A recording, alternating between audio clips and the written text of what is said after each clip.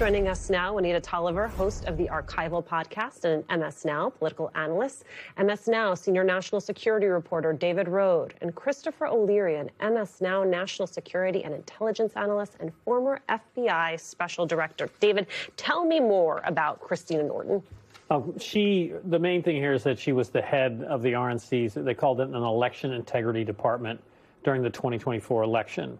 Obviously, that election went well for Republicans. You know, Trump was reelected. They won both houses of Congress.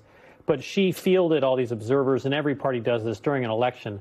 The concern was that she sent out Jack Posobiec. That's the right-wing conspiracy theorist who spread the Pizzagate conspiracy, that there was a pizza shop smuggling children that were being sexually abused, and other right-wing conspiracy theorists, and had them observing the polls. And the other issue is that she has no experience whatsoever in intelligence.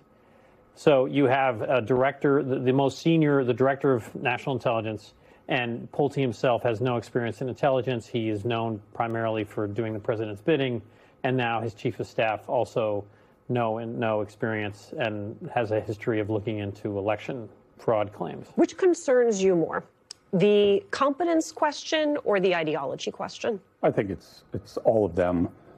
Number one, it's against the law to put Bill Pulte in there because he has no intelligence background. It's actually articulated. So the suitability both on knowledge and experience, but also character from both Bill Pulte and now his chief of staff.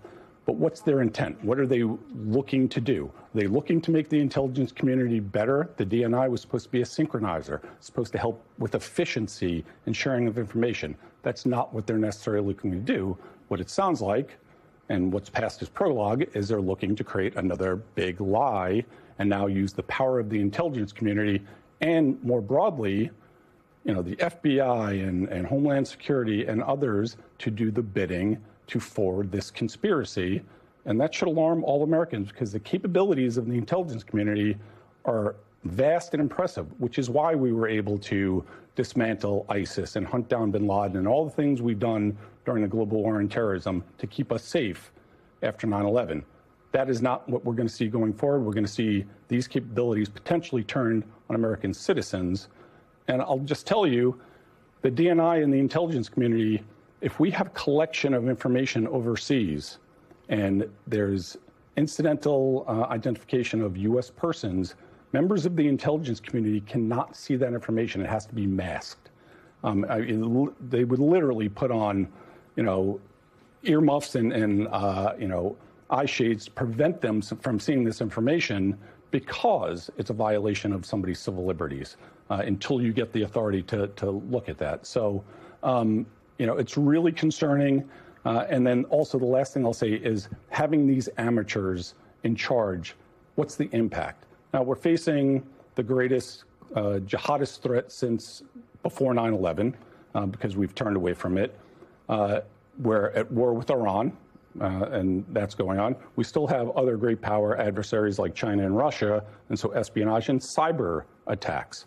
So now the senior most intelligence officer and his chief of staff are amateurs. Listen, just because I saw Top Gun a couple of times, they shouldn't give me command of an aircraft carrier. Even if I was friends with the president. You should have professionals. Our standard should be excellence. It shouldn't be amateur hour. I always think about this, the opportunity cost of the fact that they are focused on the wrong thing. Chris O'Leary, Juanita, referenced the original big lie or the fact that they are looking for a future big lie. You had Vice President Vance being pressed about this on Bill Maher this weekend. Take a listen and we'll talk about it on the other side. Under Trump, you guys have two outcomes that an election can be. Either we win or they cheated. That has to stop. And that means the person who has to stop it would be you or Marco.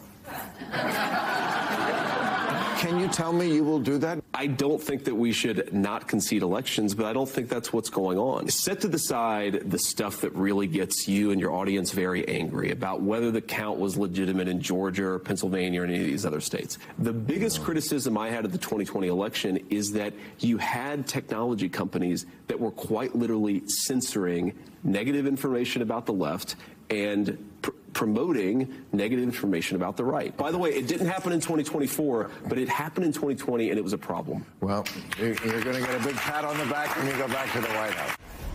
When it is interesting to me that he is workshopping that answer, that he knows that it is politically toxic. He knows he does not have the proof to present to the American public, and he wants to run for president himself. So here we are.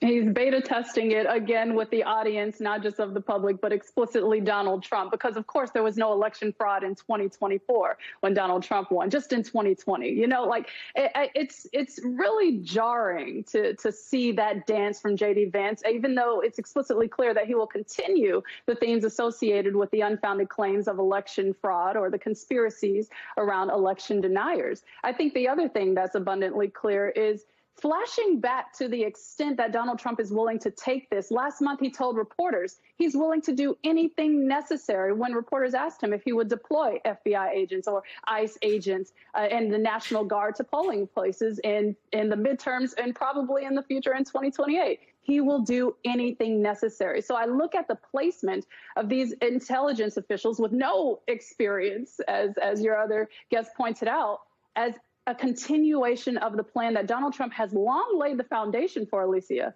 Think back to on the 2024 campaign trail, Donald Trump telling his supporters, if you vote for me now, you'll never have to vote in an election again. I'll fix it so you will not have to ever vote again. Think back to Donald Trump applying pressure to Republican-controlled state legislatures to draw new maps that we're already seeing materialize across the country that are likely to disenfranchise voters.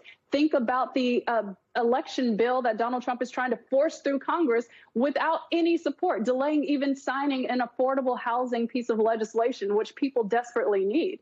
He is fully committed to this intention of setting the runway to be able to claim the fraud and then find whatever evidence after the fact. And I point to Tulsi Gabbard going to Fulton County, Georgia earlier this year to take materials, election materials, and with the support of FBI agents. We should all expect more of that to come. We should all expect that to not stop here. And as I went through all of those things, I'm flashing back to the frivolous lawsuits that Donald Trump and his legal team filed in 2020, all of which were thrown out because there was no substantial evidence of election fraud, and thinking how that was child's play compared to what the nation and our elections and democracy are up against now.